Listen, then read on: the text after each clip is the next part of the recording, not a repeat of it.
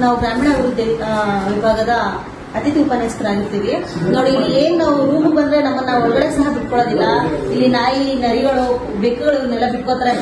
Doctor Baba Saheb Ambedkar photo ಸಹ ಕೆಳಗಡೆ ಇಳಿಸಿ ಇಟ್ಬಿಟ್ಟು ಕಾಲ ಹತ್ರ ಇಟ್ಕೊಂಡಿದ್ದಾರೆ.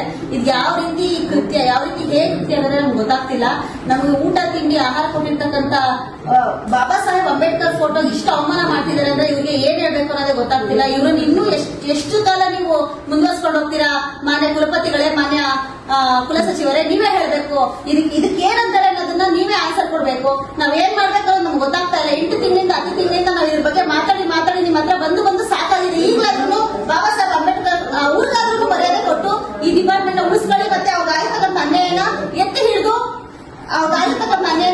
ನ್ಯಾಯ ಕೊಡಿಸಬೇಕು. ದಯವಿಟ್ಟು ನಿಮ್ಮಲ್ಲಿ ಕಳ್ಕಳೆ ಕೇಳ್ಕೊತೀನಿ. ಅವ್ರಿಗಾದ್ರೂ ಒಂದು ಮರ್ಯಾದೆ ಕೊಟ್ಟು ಅದನ್ನ ಬೆಳೆಸ್ಕೊಂಡು ಹೋಗ್ತಾ ಇಲ್ಲಿಗೆ ಈ ಡಿಪಾರ್ಟ್ಮೆಂಟ್ ಮರ್ಯಾದೆ ಕಲ್ದಿರೋ ಸಾಕು. ಇನ್ಮೇಲೆ ಅದು ಉಳಿಸಿ, ಆಯ್ತಾ?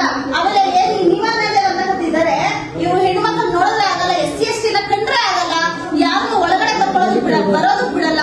ಅದೇ ರೀತಿ ನಮ್ಮನ್ನ ಏನ್ ಕಳ್ಳರ ತರ ನೋಡ್ತಾರೆ. ಅಷ್ಟೇ ಅಲ್ಲದೆ 10 ತಿಂಗಳ ಸಂಬಳ ನಮಗೆ ತಡೆ ಇಟ್ಟಿದ್ದಾರೆ. ನಾವ್ ಯಾರು ಬಾಬಾ ಸಾಹೇಬ್ ಅಂಬೇಡ್ಕರ್ ಬಗ್ಗೆ ಪ್ರೀತಿ ಇಟ್ಕೊಂತೀವಿ, ಅವ್ರನ್ನ ಕಂಡ್ರೆ ನಮ್ಗೆ ಆಗಲ್ಲ. SC/ST ಅಂದ್ರೆ ತುಂಬಾ ವಿರೋಧಿಯಾಗಿ ಮಾತಾಡ್ತಾರೆ. ಅದೇ ರೀತಿ ನೋಡ್ಬೋದು ನೀವು ಅಂಬೇಡ್ಕರ್ ಎಂತ ಅವಮಾನ ಇದು.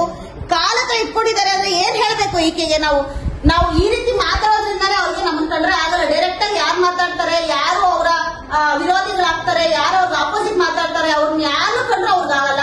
ದಯವಿಟ್ಟು ನೀವೆಲ್ಲರೂ ಬಂದು ಇಲ್ಲಿ ನ್ಯಾಯ ಒದಗಿಸ್ಕೊಡ್ಬೇಕು.